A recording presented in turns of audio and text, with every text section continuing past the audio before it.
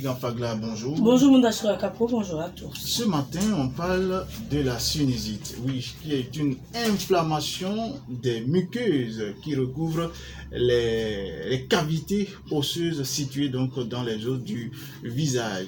Dites-nous comment, j'allais dire, quelles sont d'abord les précisions que vous avez à nous donner en ce qui concerne cette maladie? Alors, vous avez déjà commencé par donner un peu la définition de la sinusite, mais il faut dire simplement que c'est une maladie qui se caractérise par une inflammation des sinus de la face. Bon, on entend par sinus des cavités aériques, pneumatiques qui contiennent de l'air et qui sont crevées au sein des os de la face.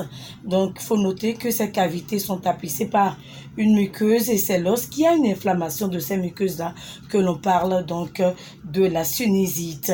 Et c'est une inflammation des sinus, je l'ai dit, due à des germes. Donc, des germes, en cause ici, c'est des virus, c'est des bactéries, c'est des germes fongiques. Et là, c'est souvent dans les cas d'une sinusite chronique. Alors là, la cause la plus fréquente sont les bactéries liées à la poussière. Donc, vous comprenez avec moi que cette maladie se répand plus en période de sécheresse, pour ne pas dire en période d'harmattan. Et comment se manifeste alors la sinusite? Quels sont les signes et symptômes qui peuvent donner donc l'alerte? Alors, les symptômes sont généralement des maux de tête, des douleurs au visage, un écoulement nasal. Des personnes atteintes de la sinusite, elles peuvent présenter la fatigue, l'irritation surtout de la gorge, l'irritation de la gorge, l'inconfort physique également. Donc, nous allons suivre les précisions du docteur Fatih Bouraïma. Il est médecin ORL en service au CHAS UD Borgo.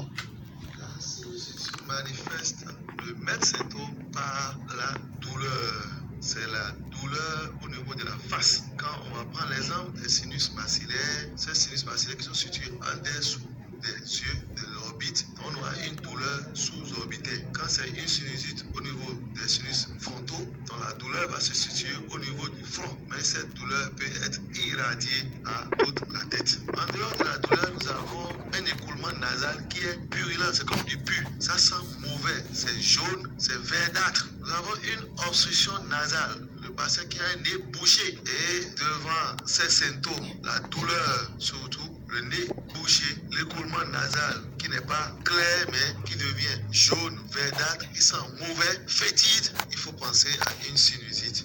Et voilà, et le patient peut aussi avoir un saignement nasal, le sang qui va couler des narines.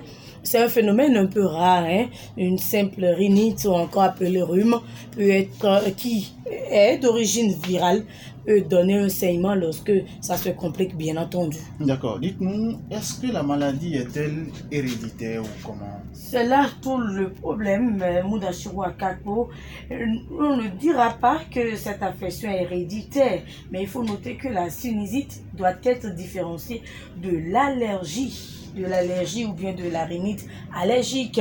C'est cette affection que la population appelle à tort et à travers la sinusite. La rhinite allergique va se manifester par quoi, Moundachira Kapo? Un écoulement nasal, des éternuements et le nez bouché. C'est bien différent des symptômes que l'on retrouve au niveau de la sinusite, où nous avons un écoulement qui est purulent, c'est jaune, c'est verdâtre et ça sent mauvais, accompagné donc des douleurs. Alors que dans la rhinite, il n'y a pas de douleur, l'écoulement n'est pas jaune ni verdâtre, donc l'allergie de façon simple est héréditaire.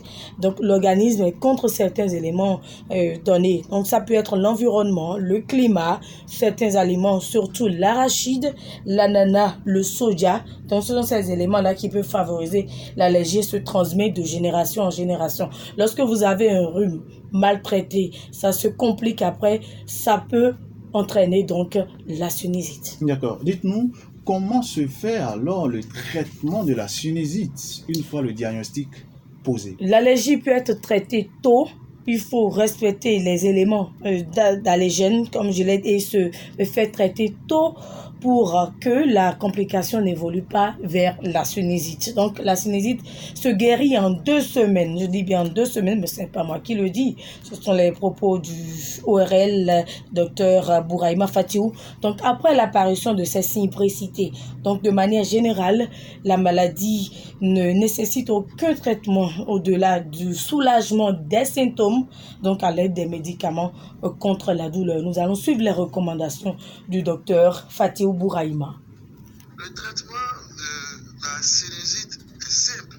Lorsque la sinusite est traitée, la personne est guérie comparativement à ce que la population raconte. C'est une infection, une inflammation des sinus. Donc, dès qu'on va mettre une antibiothérapie, des vasoconstricteurs au niveau des fosses nasales, des anti-antalgiques, antidouleurs, le traitement bien fait en 10 jours, 2 semaines, le patient est guéri. Nous conseillons à la population, dès qu'il y a un écoulement nasal qui sent mauvais, vert, jaunâtre, avec des maux de tête, des céphalées atroces, le nez bouché, il faut consulter un médecin généraliste ou le spécialiste otorhinolaryngologiste. Nous en avons à Parakou, au CHU de Borgou. Nous sommes disponibles pour nous occuper de la population. Donc c'est une affection qui se guérit dès qu'on fait l'antibiothérapie, les antalgiques, les vasoconstricteurs. Le traitement permet une évolution favorable.